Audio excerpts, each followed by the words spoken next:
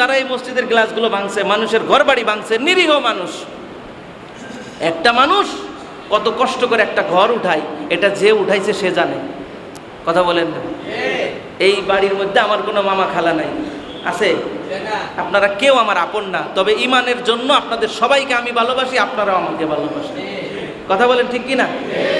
আপনারা যে আমার ভাই, আমি যে আপনাদের ভাই মুমিন হিসেবে, এটা সূরা হুজুরাতে আল্লাহ স্বয়ং সাক্ষী দিয়েছেন যে ইমানের টাকা যায় সে তোমার ভাই।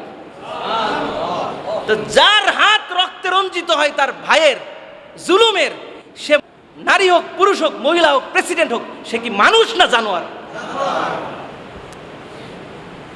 ঠিক না, এটা ঠিক না। ফেরাউনেরও আয়নাঘর ছিল না, ছিল বলেন? ফেরাউনের একটা আয়নাঘর ছিল? ছিল না।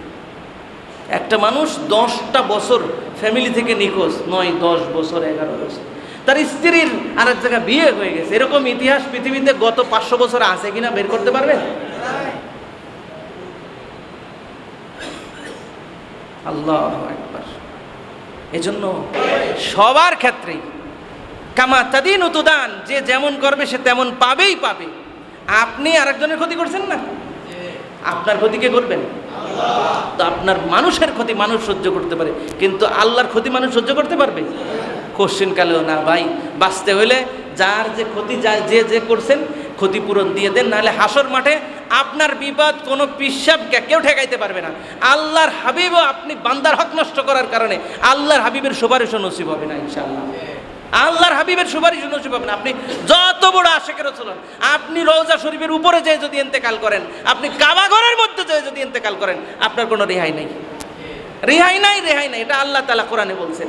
ইতাইযিল কুরবা, আল্লাহ বলছেন আমার অর্ডার, 1 নম্বরে আদল করবা, ইনসাফ করবা, ন্যায় প্রতিষ্ঠা করবা, ন্যায়ের পক্ষে কথা বলবা।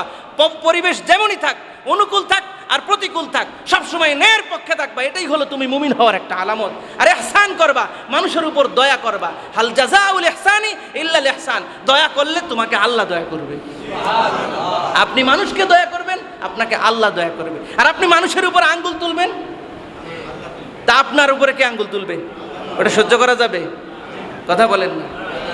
যে জাহান্নামের আগুন 1 সেকেন্ড সহ্য করতে পারবে সে করুক, সে করুক, তার দ্বারা কোনো অসম্ভব কিছু না। আল্লাহ তাআলা আমাদেরকে বুঝার তৌফিক দান করুক, বলেন আমিন।